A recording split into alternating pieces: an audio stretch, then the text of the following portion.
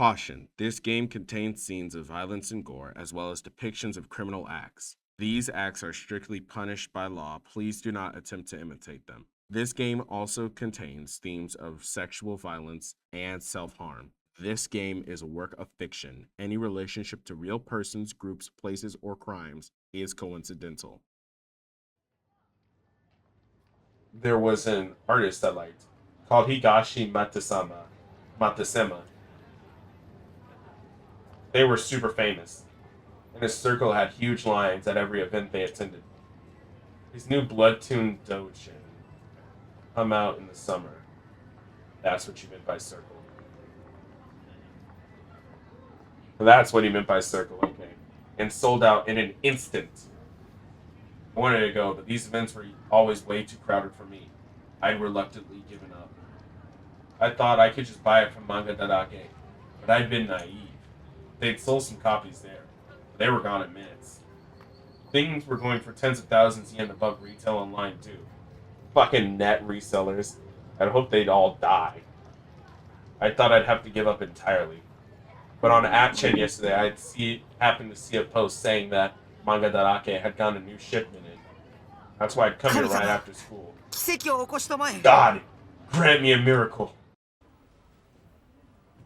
I'd said a silent prayer in front of the shop and headed inside.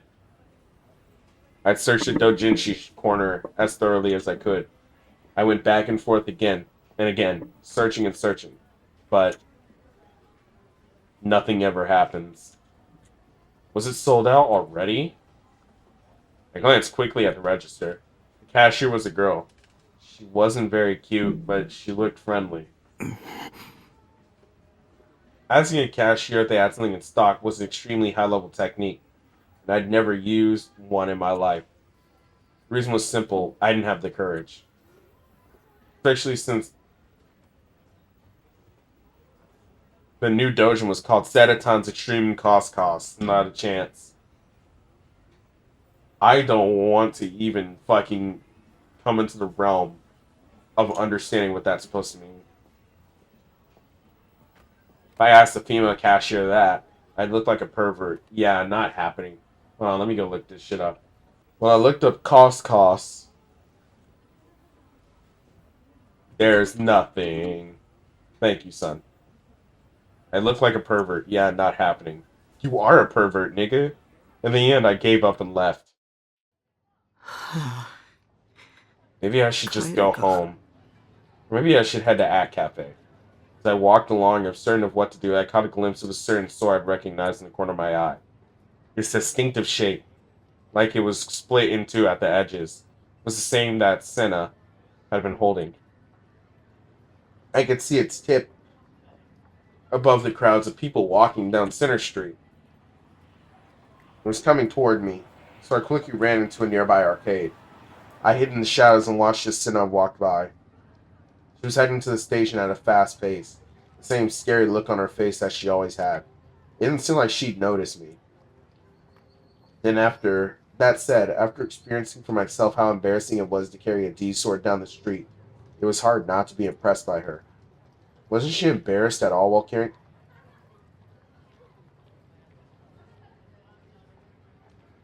I'm sorry, nigga. Didn't she already tell you that it's invisible and that you're special for being able to see it? And, like, you already have seen her. You have already seen her with the fucking sword and people not mention it. Man, with ISA, I can understand it with ISA, right? Because it looks like a mic stand. At least from his perspective, it looked like a mic stand. So I can understand how you can be like, oh yeah, that's just a mic stand and nobody is and everybody's disregarding it. But she's walking around in the city and people aren't talking about this shit. And she's walking and he said the last time he saw her that it wasn't like Harajuku, so it'd be weird for people to not be weirded out by it. And people around him aren't weirded out by it. So, maybe it's the way you're dressed. The cops had to have stopped her at least once, right? I was sure of it. Senna was getting further and further away from me. Where could you get a cool D-sword like the one she has? The one I bought didn't glow and didn't look cool. Honestly, I was pretty dissatisfied with it. Yeah, because you just bought a shitty little prop from a store. Compared to mine, Sinnoh's was incredibly cool. I'd bought the D-sword as a good luck charm mostly. I'd been scared to death and ready to cling to anything that might offer salvation. After what had happened with Rimi, I felt a little better, but the situation hadn't really changed. Shogun, Yua, I still had a lot of enemies out there. That's why I wanted a stronger looking D-sword. Of course, part of it was just that I was an otaku, and we like to collect things. As if drawn by Sinna's D-sword, I found myself heading out into the scrambled crossing. I bit my lip. Fuck. Shit. Crap. I hadn't wanted to come near the station. I didn't even want to go to Center Street or to school. I'd only done it reluctantly because I had to. Being surrounded by people I didn't know made me feel like I had nowhere to run. It felt hard to breathe. As usual, the place was packed. What? As usual, the place was packed. Boy, if you don't shut your chicken grown, cuckoo grown, home dome, Malone, chicken bone, ass up, I started to feel sicker and sicker. Sicker and sicker.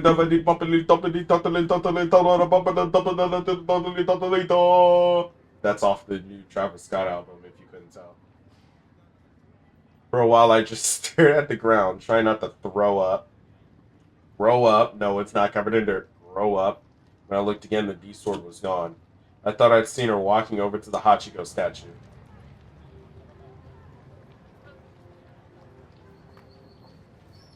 Hold on. This nigga right here, he looks like Toji. He looks like Toji and Fuminori. That Mr. Sakisaka? The crosswalk on the scrambled crossing had just turned green. Many people began to walk in many different directions. The area inside the crossing was pure chaos. It shocked me that so many people could each be going in their own directions without slamming into each other. Looking at it, I realized how impossible my delusion of an empty scrambled crossing the other day was. There probably wasn't a single second in the year when this place was empty. Why was I chasing after Senna anyway? Excuse me. I couldn't even ask a cashier at Mangadarake if they had a dojin in stock.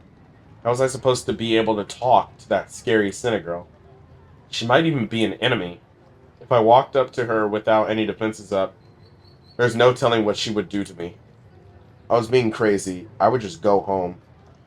I should just go home. But just when I turned to go, I noticed a white chain laying on the road. And while I couldn't be sure, because the other pedestrians were blocking my view, it looked like it went all the way to the other side of Scramble Crossing. What was that about? It was an awfully long chain. Was it for some kind of construction thing? It didn't look like anybody was doing any kind of construction. It was hard to believe somebody would just leave this chain here. Maybe it was for a TV or movie shoot? No, they wouldn't do a shoot with all these people around. Had somebody just left it here then? A huge chain like this? It would be a hassle just to bring it here. Either way, it was in the way of pedestrians and cars. Confused, I looked at the people around me to see how they reacted. It looked like you could easily trip over the thing, but nobody was paying any attention. I rubbed my eyes and stared at it again. I wonder if I hallucinated it, but the chain was still there. It was creepy, so I didn't have the courage to touch it, though. It wasn't a cheap plastic thing. It was made out of a tough-looking metal. How long had it been there? Normally, I would think it's a trap. I'd assume something terrible was waiting for me at the other end of it and run away in fear. But for some reason, I couldn't stop thinking about where it might lead. A kind of oppressive force was taking over my mind and telling me I needed to follow it. I stumbled into several people as I went, but I managed to make it to the other side of the crossing before the light turned red. The chain led to an old train car, painted dark green. That was sitting next to the Hachiko statue. The train car's wheels had been removed, so it was more like a monument than something you could actually use. This car was open to anybody who wanted to go inside if I remembered right. The chain led through the car's open door and inside. There were a lot of people waiting around Hachiko, but nobody seemed to be paying any attention.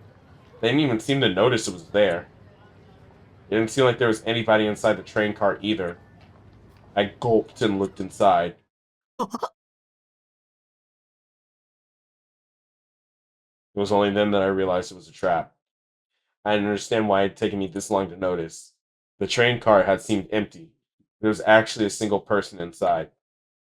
Sena Aoi was sitting on one of the red seats, her legs crossed. Her sharp gaze was locked firmly onto me. For some reason, she had a popsicle in her hand. That shade of blue. It was Garu Gari-kun, wasn't it? No, Garu Gari-kun wasn't important right now. The strange thing was, I couldn't see her huge D sword anywhere. It was so big. Where could she have hidden it? Instead of the sword, the white chain coiled up at her feet. I realized that when we last met, she'd said something about being at the train car. This must have been what she meant. No, she'd been the one to put the chain out there. Had she actually walked around carrying that huge thing? It had to weigh at least 10 kilograms and was probably over 50 meters long. There was something about this girl that was just beyond my understanding. She wasn't normal. Could she be Shogun? I got scared and tried to run. But then her sharp gaze came flying at me. Come in. Suddenly, I stopped. What if she suddenly leaped at me with her D-sword? The idea scared me to death. I'd be so terrified I'd probably do whatever she wanted me to. I took another step inside the car, but then I stopped again. This was just what Senna wanted me to do. I was like a moth to a flame, or a moth caught in a spider's web or something. This wasn't safe. What was I doing? Walking right to my death? I should run. Running would be much safer. I could tell from the chain that she was incredibly strong. She could just twist her hand a little and drop me helplessly to the ground, breaking my arm. And that wasn't all. She had a D-sword too. If that huge heavy sword hit me, I'd be dead. She'd been waiting for me. She was planning something. I had to get out of here now. I turned around to run. What? But the door to the train was closed. I'd only just come in. Just a few seconds had passed, so why? Without a sound, without any sign, had the door been able to close? I just stood there helplessly. I couldn't understand what had happened. When had the door closed? Who had shut it? It wasn't an automatic door, and even if it was, I would have heard a noise when it closed. Senna had been sitting on her seat, not moving at all. It hadn't been her. Of course, it wasn't me either. I hadn't even touched it. I wonder if the manager of the car might have... I wonder if the manager of the car might be somewhere nearby. But I looked outside the window and didn't see anyone who looked like that. No, wait, it didn't matter who'd shut the door. I looked towards the door at the end of the car. It was closed, too. I was locked in. The only people in the car were Senna and me. What does that mean? What's that mean? If you know, you know. What's that mean? I guess I don't know. 1,000 negative thoughts came to me. It made me want to scream. How long? Senna spoke. Are you going to keep standing there? There was nowhere to run. My legs were shaking. If I made a lot of noise, the people outside might notice me. But before they could intervene, Senna would kick the crap out of me. For now, the smart thing to do would be to not resist. I gave up and walked over to Senna. Huh? Suddenly I realized something. The coil chain that had been at Senna's feet just a moment ago was now completely gone. She must have moved it somewhere, but I hadn't heard any sound. She'd been sitting in her seat the whole time. Even if she had moved it, where had she moved it to? I couldn't see the chain anywhere in the car. Where was the error? Senna asked me another strange question, completely ignoring my confusion. That's why you followed me, right? I shook my head quickly in confusion, and her expression only grew sterner. Finally, she looked away from me, sighing a little and nibbling on her popsicle. When she released me from her terrible gaze, I almost collapsed. I wanted to sit on the seat, but she'd probably say something. I gave up on the idea. I realized you were following me. You saw the error I created, right? What do you mean, error? The chain. The white chain. That's what she meant. Then yes, I'd seen it. I'd followed that strange white chain all the way here. I'm so happy right now. But it's gone. It disappeared. I got rid of it. It was my delusion after all. Delusion? What's she talking about? Then what about the sword? You have one too, right? Huh? She thought I had one. Of course I didn't. This conversation wasn't making any sense. More importantly, who are you? You seem to be able to see. What? Cinna glanced at me before jerking her head in the direction of the window. What do you see outside the window? Outside the window? People. I saw lots of people. There were even more than there had been a second ago. Just looking at them made my head hurt. People with their heads down playing with their cell phones. People laughing as they talked on the phone. People just standing and watching other people go by. Most of the people I could see from here where I was standing seemed to be waiting for someone else. Wait, if there were so many people out there, how come none of them had thought it was strange that Cinna and I were locked inside the train? None of them were paying the train even the slightest bit of attention. Do you think there's a perfect, complete world out there? That's impossible. There are errors. They exist. Because everything, humans included, runs on electricity. Was this a weird personal fan fiction? I mean, I had similar fantasies all the time. I wasn't going to tell her not to have them. All the novels, all the movies, all the anime in the world came from goofy fantasies. So why were the fantasies of a novelist or a director okay, while the ones of amateurs like me came up with were mocked? So what's more, think about it. And what's more, think about it. All the great people of history had goofy, childish fantasies. The Wright brothers honestly believed they could fly over 100 years ago. Napoleon actually told people, the word impossible is not in my dictionary. You shouldn't make fun of somebody for having fantasies. All of history's greats had Can you get back on topic, nigga? The problem was, this girl had suddenly started sharing hers with me. Well, I guess he got on topic as soon as I asked. What you see doesn't matter. What matters is what you're being shown. People receive information about the outside world from their senses. Over 80% of that information comes from vision. The images your vision shows you are transmitted by optic nerves to the brain in the form of electrical pulses. It was kind of like a phone, I thought. A phone took over somebody's voice. It turned it into an electrical signal, and then sent that information to someone else far away. A phone, huh? It's similar in a way. Well, I knew that these little tangents about phones and shit would come in handy. She read my mind. No, that was impossible. Had I spoken aloud without realizing it again? Do you know about VR technology? Virtual reality? Of course, this time I was careful not to say it out loud. Virtual rebuilding. Huh? I was wrong. I'd never heard of that. It's a technology being researched by American psychopsychologists. Psychosociologists. Take someone who's been blind from birth, make it so they can see what's in front of them. It uses a tool similar to a video camera, you see. You're wondering how that's possible, but the principle is quite simple. The video recorded by a camera and a human nerve impulse are both, at their most fundamental level, electrical signals. All you need to do is something to convert the video into nerve impulses. They've already succeeded in tests. One research team already has a patient. A patent? Was that true? It felt like a really well thought out delusion, but what kind of delusion includes stuff about patents? If you read the patent carefully, you'll discover something.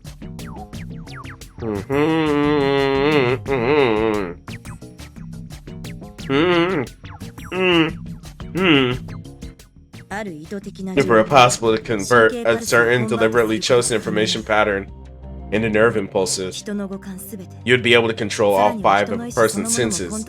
In fact, their will itself. The train was right in front of Shibuya station, but it was strangely quiet. It felt like the sound was being shut out.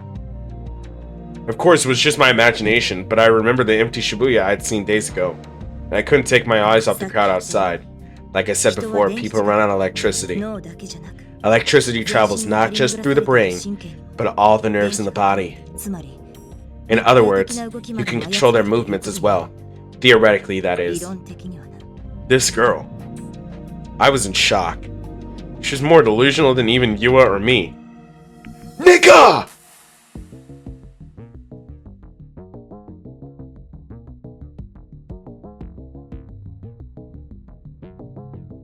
What she said sounded logical on the surface.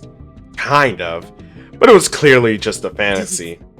In fact, the team that got the patent is shifting their research in that direction. The concept is so dangerous that the American president issued an executive order to try and stop it. How much of what she was saying was actually true? The order banned any organization from researching the secrets of the human body without prior approval from the government. The same goes for providing such an organization with support.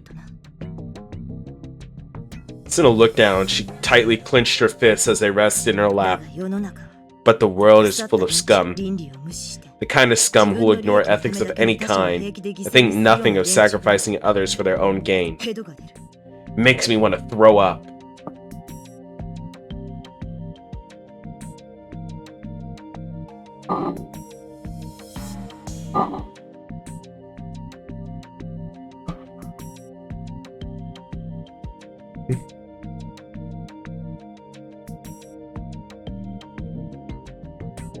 She put the last of the melting Garugari-kun popsicle into her mouth and then stood up. I stepped back only to find my back against the wall. Ignorance is a sin. Some people say it's bliss, but they're naive. Doubt the world. Learn how it works. This world isn't perfect. She was walking toward me. I thought she might punch me and tried to shield myself with my arms, but Sina walked right past me. Is what you're seeing truly real? She whispered as she passed me. She's not gonna teach him anything? Fuck you. Just like when it closed. Come on, girl, you gotta, try and teach him some shit. I mean, it's clear that he's like a dumbass and doesn't know anything. Right? The whole conversation felt like a strange dream. Like maybe it never had happened at all. I watched Sina walk away through the car's window. Standing there in shock, she disappeared into the crowd without turning around once.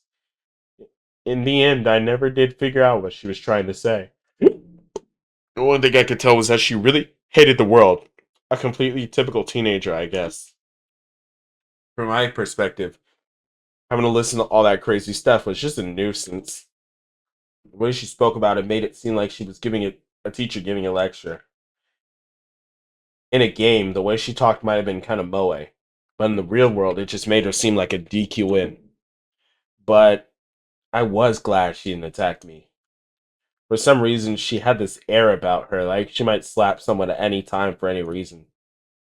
I felt like I needed to rest for a moment, so I sat down in the seat where Sina had been sitting a moment ago. A second later, a DQN couple came inside, and soon after them, 3 DQN girls came in, then an old man, then a young salaryman in a suit. Before long, the car was jammed tight with people. Nobody had tried to come in here when Sina was here, so why had it suddenly changed? The voices of girls and DQNs were annoying me. I whispered "die" several times to myself silently before leaving.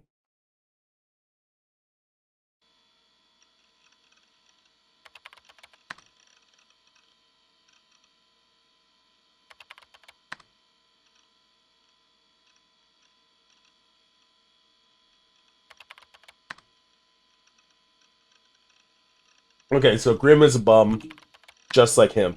Makes sense.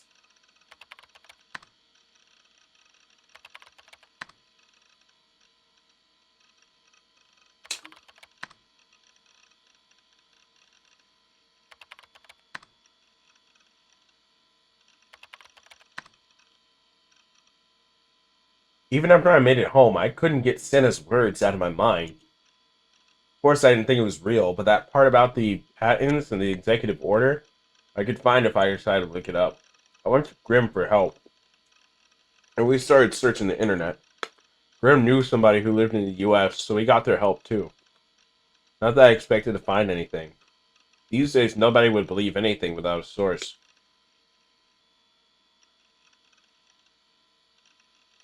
Shiho was Grimm's net buddy.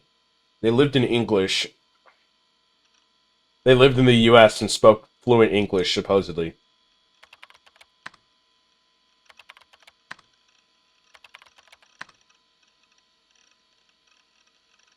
What?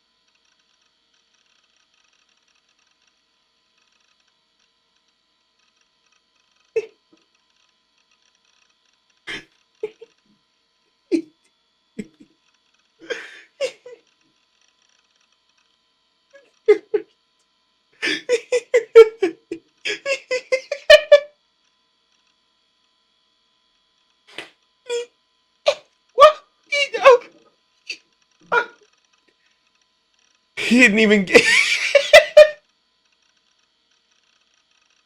He didn't even give Grimm time to fucking say if it was real or not. He was ready to jump and say, "These bitches. These fucking bitches, they're pissing me off, bro. All females need to submit and shut the fuck up." That's the kind of person this nigga is, bro.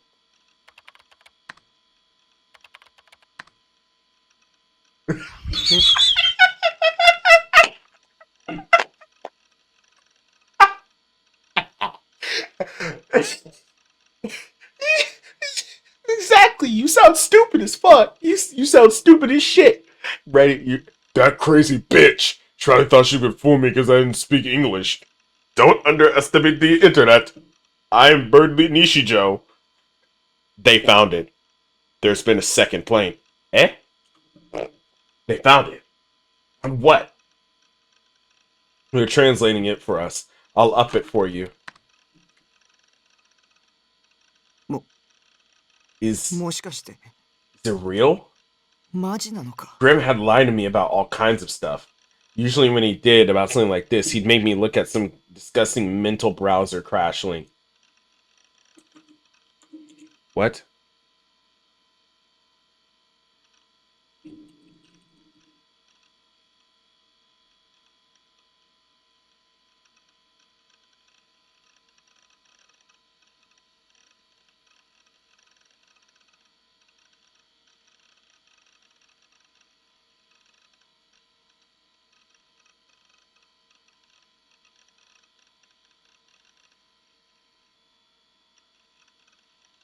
But even at a source, it was saying he'd invite Shiho.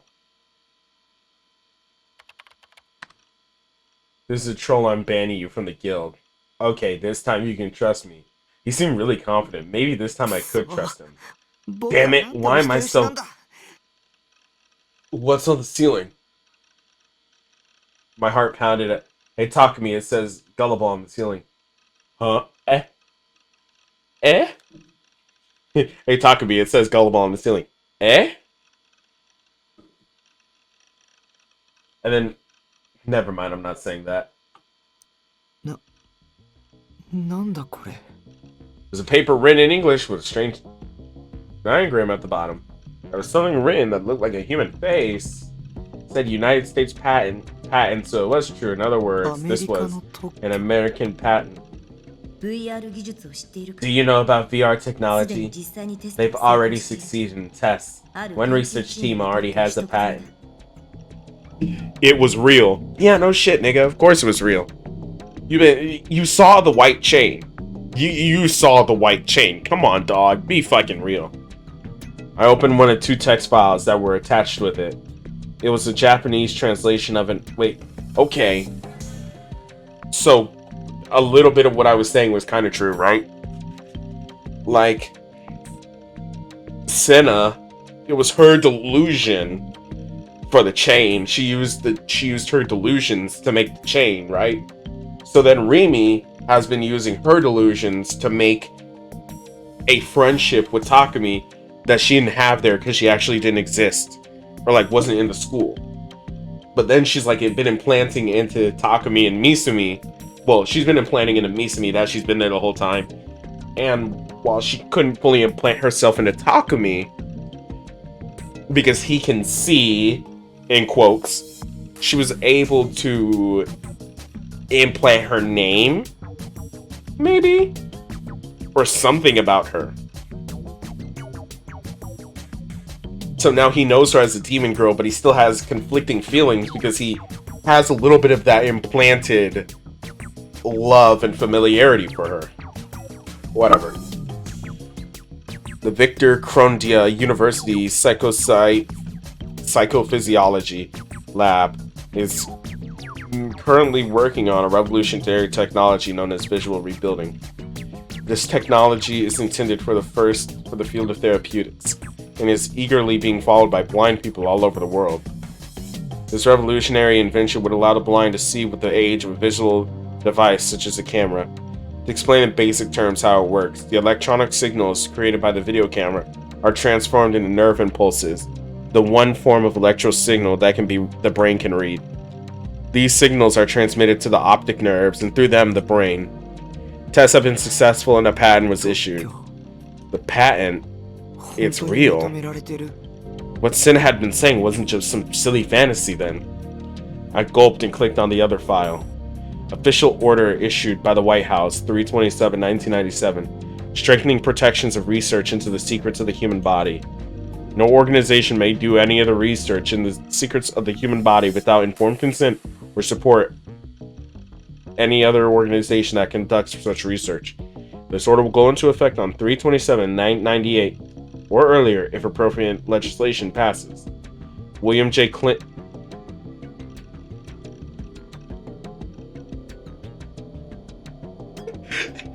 There he is. The man who could goigity her gashmoogity. He's right there. I get flavity. I get rabity her gaflavity. I gabbed her googus. You know, I still don't know who ran with Hillary as vice president. Like, who would have been her vice president if she won in 2016? I genuinely do not know. Does that say prefrontal lobotomy?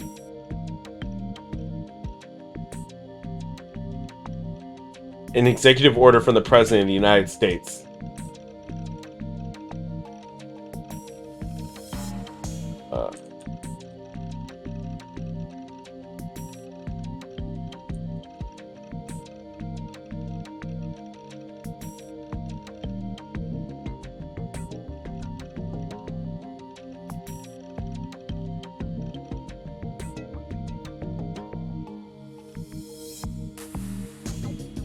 It was like something you'd see in the backstory for a movie, but it was real.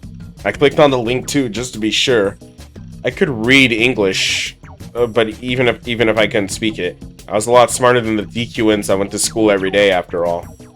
The actual test was more or less the same as the translation I had been given, which means Cinna's words echoed in my mind. If it were possible to convert a certain deliberately chosen information pattern into nerve pulses, you would be able to control all 5 of a person's sentence, and in fact, their will itself.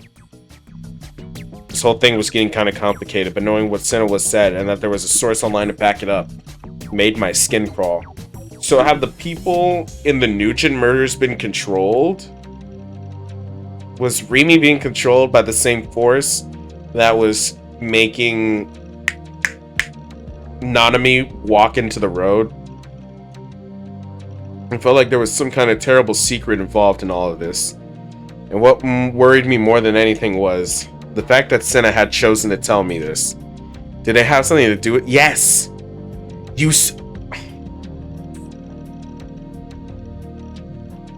Things could not have been more spelled out for you, dog.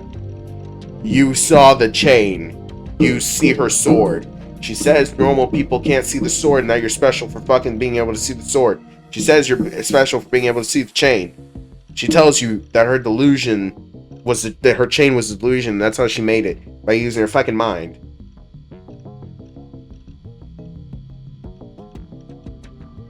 Things could not be more spelled out for you. The idea of controlling another person's will seemed to, at least. I still hadn't ruled out the possibility that I was sleepwalking. Supposedly, the day the third Nugent incident Crucified happened, I had been using the account Shogun to chat at Cafe. I didn't remember Rimi at all either. I'd supposedly spent over a year with her as a classmate, even gone to hang out a few times, but I didn't remember her at all. Maybe I had done all that while someone was controlling me. After all, there was no way a guy like me who could barely talk to girls could be friends with a girl like Rimi. Nah, I was overthinking it. The thing in the chat, at least, was a delusion of Yua's. Shogun was someone else and trying to set me up. I wasn't sure if he was actually the old man in the wheelchair I'd seen in front of the 107 building, but it didn't matter. It was even possible that Senna was working with Shogun too. Everything's the fucking fault. Schrodinger's minority. They take all the jobs, but they also don't do anything and take all our fucking resources. Maybe she was trying to trick me. I couldn't believe what she was saying. I didn't know anything about her. I couldn't trust her. Senna was no different than Yua. That's what I would thinking. That's what I should be thinking, right, Sedaton?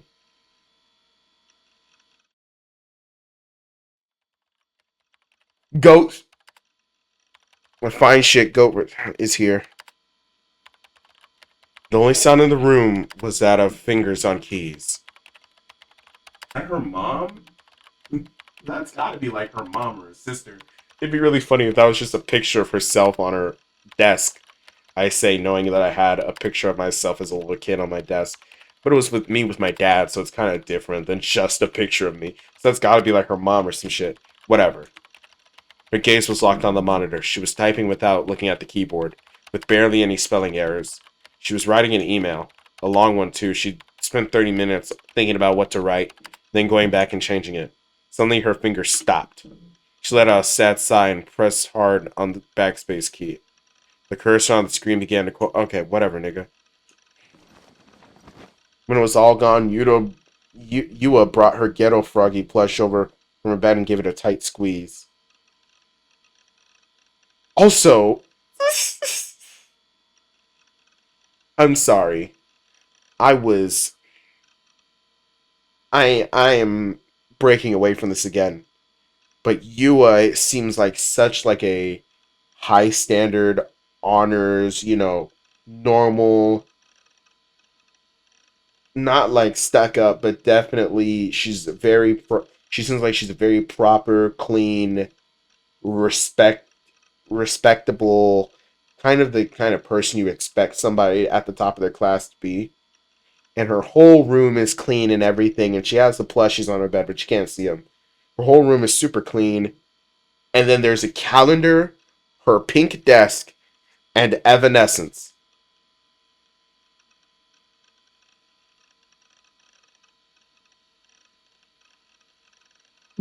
That's so fucking.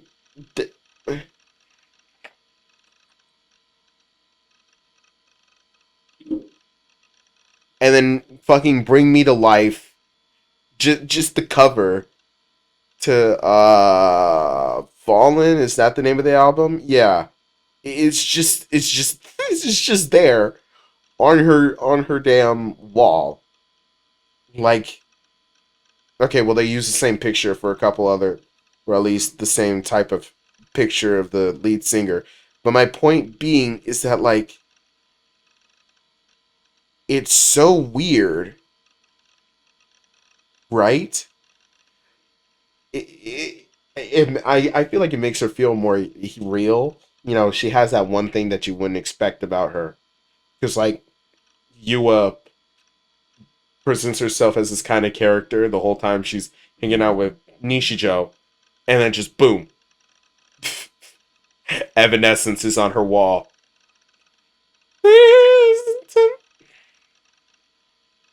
Wake me up and I can't wake up. Wake me up and save me. Call my.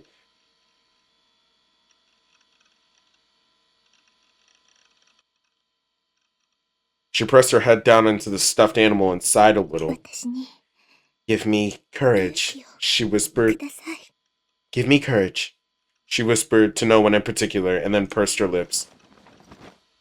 She put the stuffed animal on her lap and put her hands back on the keyboard. Letters began to appear on the screen, one by one, as her fingers, as her The message was compared to the one she just deleted, simple and short. When she was done, she hesitated a moment before finally clicking send. 送っちゃ Well, っ I た。 sent it. The email was on its way before she had a chance to change her mind. She held the Gyoto froggy on her lap tightly and stared at the monitor for over an hour. She hadn't expected an answer, of course, but there was no sign that one was coming. Room 37 was the same as always. I sunk down into the reclining seat and bit my nails in an attempt to calm my irritation. There was a reason I'd come to At Cafe 2 days in a row. That night, after I found out from Grim that Senna's story was true, I'd gotten an email from Yua. It was ridiculously enough a request to talk to me again. Screw you! That's what I wanted to say to her. Why would I want to talk to you after you lied to me? I don't have anything to talk to you about anyways. Obviously, this is some part of a new trap. I'm not going to waste time talking to you. Sure, I wasn't used to talking to girls. That's why I'd gotten so excited when Yua tried to be friendly with me.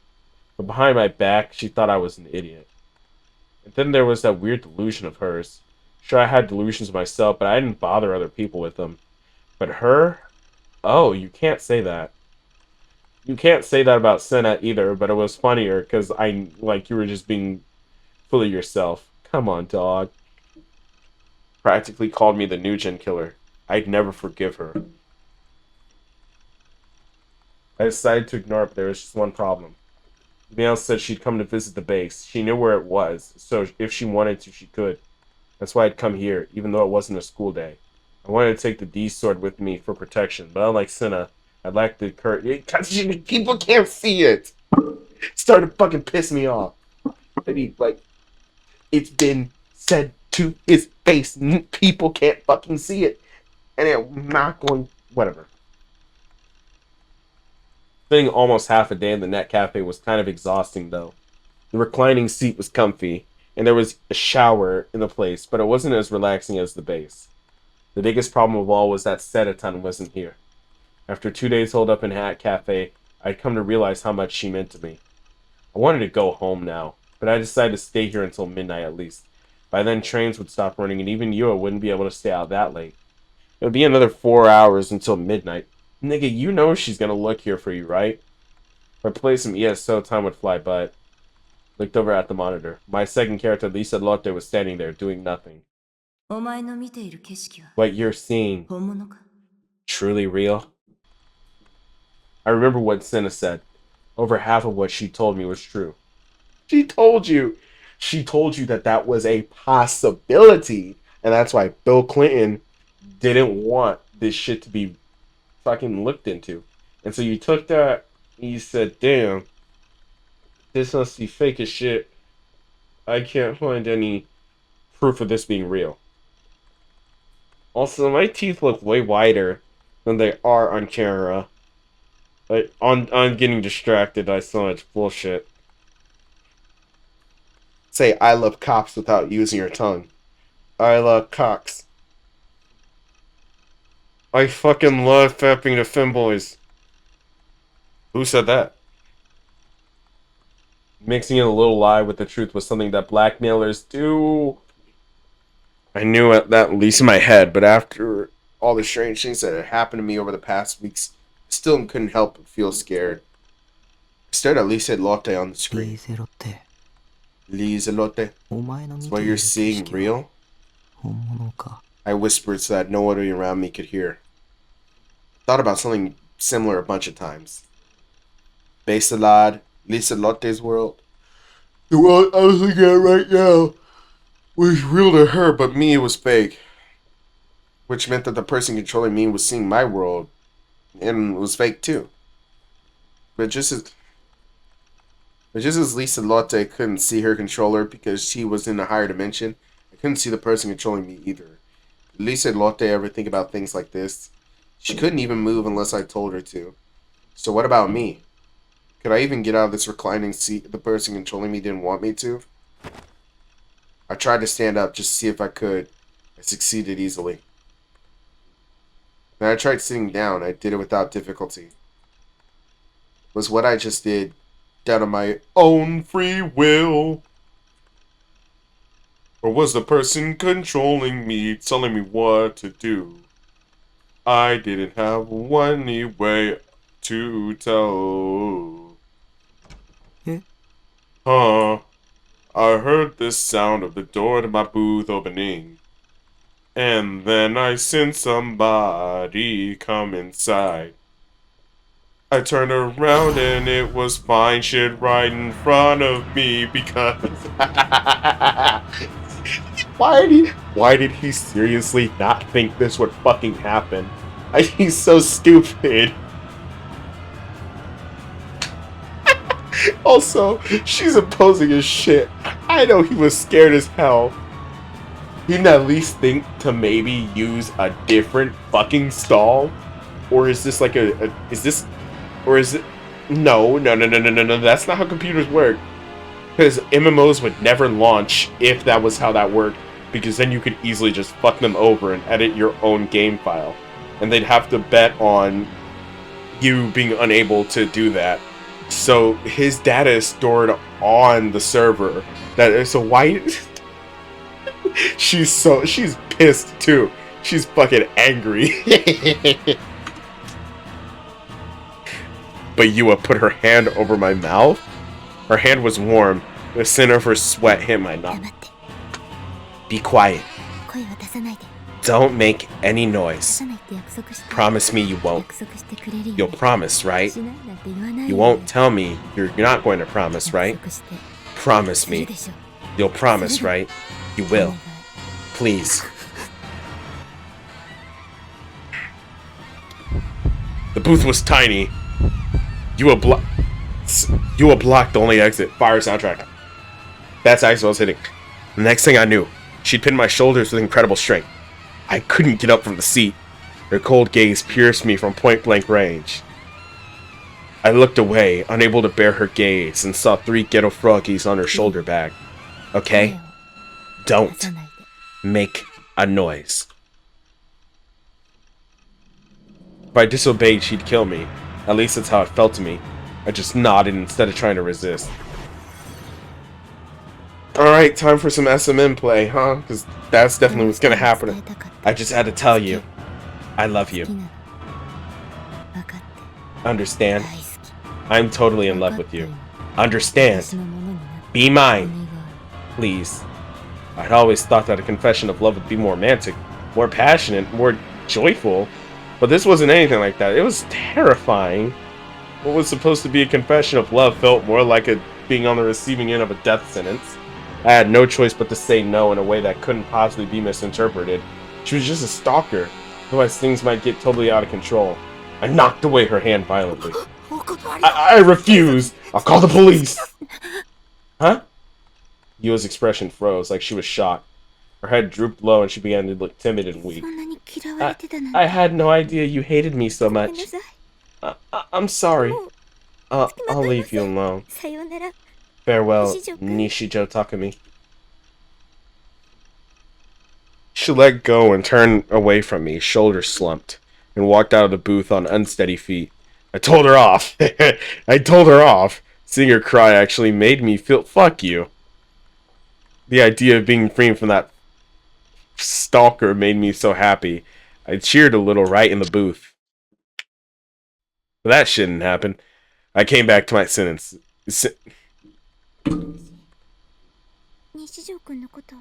And I know I came right back to my sentences. And I know I lied to you, she was whispering. I hadn't heard what she'd whispered at all. I had been off in my own little world, if only that delusion had been real. But of course it wasn't, and Yua kept talking. But, please, just let me say one thing. I don't want to see you get hurt or suffer anymore, or see any more people suffer because of you. What was she talking about? She was making it sound like she knew everything about me. She hadn't even spent a full day with me. What could she possibly understand? Was this another one of her crazy delusions? I was so terrified I started to flail my limbs about, but Yua wouldn't let go. She might kill me at this rate. Had Shogun given up on trying to trap me and sent Yua as an assassin? Fuck you. I don't want to die. I don't want to die. I don't want to die. I'm sorry. Please, just be quiet. This won't take long.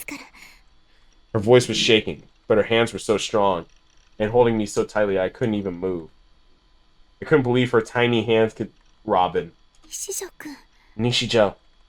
She got closer. I desperately looked away. Just... Suddenly I realized her hands were shaking. Or was my shaking being transferred to her hands? And she said something I couldn't 人を believe. 殺すのは Please stop killing やめてくだ people. さい Oh, she still believes he's killing people. Fair enough. There's, you know, nothing that she... There's nothing that could have happened because it's been like 2-3 weeks in the world of the game. So there's nothing that could have possibly happened between the two of them where she wouldn't believe, you know, where she would be led to believe that he wasn't the new Jin killer. Also, she's like such a fucking angel to come here and confront him like this. And instead of being angry, to be downtrodden, to say, I don't want you or anyone else to suffer because of your actions. Because even though she believes he's a murderer, she wants to see the good in him. Because she was infatuated with him at one point, right? I mean, that's what I would call it when she was fucking stalking him. And then, you know, kept hanging out with him even after going into his fucking porn and musty-ass bedroom. His shipping container full of porn and garbage and junk food and figurines, including a Lolita one. What? 自覚が You don't know you're doing it, do you? でもそれも But I 私 can には理解 understand で that きます too. 西城くんに There's 自 no 覚があ way るはず you could. ないから What was she saying? あなたは You have. There was a sadness in her eyes. She'd been staring straight at me, but suddenly her gaze turned downward. DID You have 多 DID. 重人格なんです Multiple personalities. Okay. Not how DID works. But it was 2009, so I mean, you know. Multiple personalities. 最初はあなたの At first, I was going to turn you over to the 引き出すつもり police. でした She kept talking despite my confusion. それが無理なら And if I こ couldn't, の手で I was going to kill you with my と own 思ったんだけ hands. ど But the more I found out about you, うちにあなたも苦しんで the more I realized you were suffering too. Her eyes were looking into mine again. They were pleading with me. And the way it seemed like she was really worried about me. It made me shiver. 私 I want to save you. あなたを助けたい Her delusions were getting out of control. Nothing she said made any sense. Wait, really? Did it really not make sense? Let's go to a 行き hospital. ましょう I didn't understand myself. I used the nickname Shogun in a chat without even knowing it. I was friends with a girl named Rimi without having any memories of her. Maybe I wasn't sleepwalking. Maybe there was some being from a higher dimension controlling me. Maybe the person controlling me was in fact inside my mind the whole time. A me who wasn't me. Another personality who wasn't me. Multiple personalities. My head ached. There was a painful stinging in my temples. This was impossible. It couldn't be true. I wasn't going to believe it. It was just a delusion of Yua's. She was my enemy. She was getting in my way. She was trying to trap me. She was trying to destroy my mind. And the hospital was under Shogun's influence too. And one person I couldn't trust, Dr. Takashina, had disappeared so suddenly that I knew something must have happened to him. Shogun must have killed him. And if what I did, if I did was you. And if I did what Yua said, I'd be killed too. There was no way I was going to believe this woman. I don't believe her. I don't believe her. I don't believe her. I don't believe her. I don't believe her. I don't believe her. I don't believe her. I don't believe her. I don't believe her. My brain shut down. I pushed her as hard as I could. She fell back into the wooden partition door and collapsed in the ground in pain. Finally free from her grip, I grabbed my bag and stepped over her into the corridor. Wait! She grabbed my ankle, still crouched on the ground. Her hair was a mess. Her glasses had slid down onto her nose. She was clinging to me as hard as she could. I was so scared I let out a miserable scream. She was my enemy. She was working with Shogun. I wouldn't let her fool her. I wouldn't let her fool me again. Don't touch me! I screamed, and she let me go. I ran while I had the chance. I slammed down a 5,000 bill wallet onto the counter in front of the astonishing clerk. Then I ran into the elevator outside without even waiting for my change. When it hit the ground floor, I dashed outside. The sun had already set. I looked around, there were so many people around. Run. I just had to run. It was too dangerous to go back to the base. She'd follow me there. I started to run without even knowing where I should go. The thought of Yua coming out of the other elevator any second now and threatening me with her cold voice made me feel like I needed to get out of there as soon as possible. I ran and ran, stopping again and again to look behind me. The other pedestrians kept getting in my way. I slammed into salarymen, DQing-looking high school girls. Each time they'd curse at me, but I ignored them and kept running. It was hard to it hurt to breathe. I chose my path so randomly I didn't even know where I was. I stopped to catch my breath. Then I looked around at my surroundings. I was in front of the Maruichi building. I was close enough to Miyashita Park that I could escape there. I'd rest a little and then keep running. If I could get to Yoyogi Park, there'd be any number of places to hide. Maybe I could spend the night there. I couldn't stop worrying about whether or not Yua was following me. I couldn't see her anywhere, but she might show up any second with that placid, emotionless face of hers. My instincts drove me forward. Run!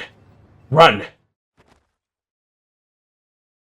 When I made it to the bridge at Miyashita Park, I flopped right down onto the ground. I'd run so much that my throat was parched. I'd wanted an ice-cold soda, but I didn't see any vending machines nearby. Maybe I'd run enough that I was safe now. No, I couldn't be sure. I kept a careful eye on my surroundings. I assumed Miyashita Park would be pretty empty at night, but that didn't seem to be the case.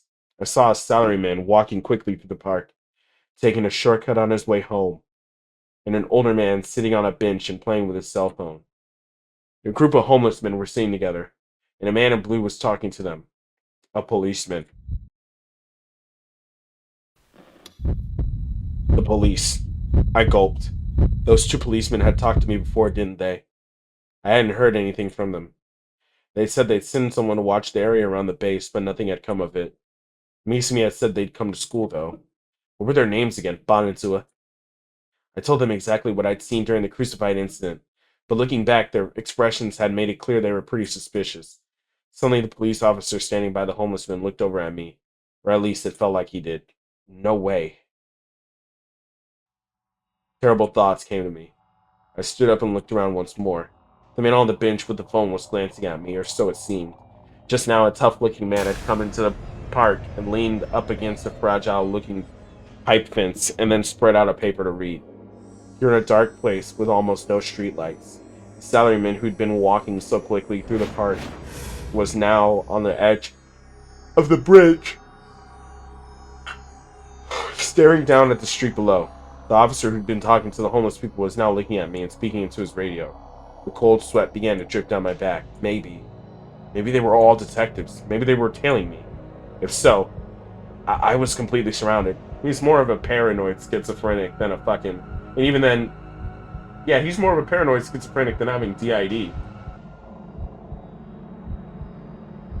And also, it's movie DID, it's MMPD, movie multiple personality disorder. It's not DID. This is not how DID works, you know? Probably. It was 2009, so I feel like this is a very gross overestimation of how having multiple personalities would work. I feel like somebody with DID wouldn't just not know that they're friends with a person. And also there's so many logistics to how he functions as a person.